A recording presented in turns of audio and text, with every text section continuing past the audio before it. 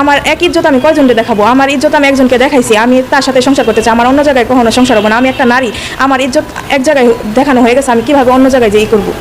এটা কেন আমার বাবা মা বুঝে না? আমার বাচ্চা ধরছিল, 2.5 মাস হয়েছিল, তারপর আমার ওষুধের মাধ্যমে এটা নষ্ট করে দিচ্ছে আমার বাবা মা। সংসার করবো আমি, আমার যে জায়গায় বিয়ে দেয় ওখানে যে আমি সংসার করবো। আমার বাবা মা কি যে সংসার করবে?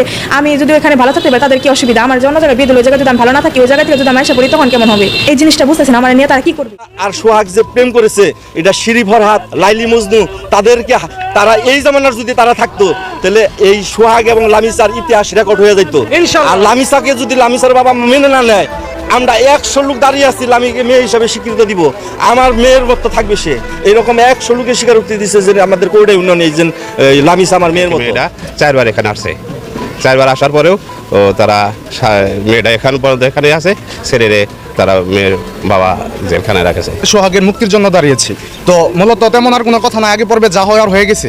এখন আমরা আমাদের একটা উদ্দেশ্য, সেটা হচ্ছে আমাদের মানে সোহাগের আমরা মুক্তি। এটা গরিব বিদায় এই ছেলেটার প্রতি অনেক অন্যায় অবিচার করা হইতাছে। মেয়েটা যদি ম্যাচিউর নাই হইতো, মেয়ে ইন্টার সেকেন্ডারি কিভাবে পড়বে? বিয়া করছে, ফ্রিজ করে বিয়া করছে, বিয়ার কারণে 4বার মেয়েটা এসে 4বারই ঘুরিয়ে দিছে। বাপে মায় গরিব মানুষ ঘুরিয়ে দিছে।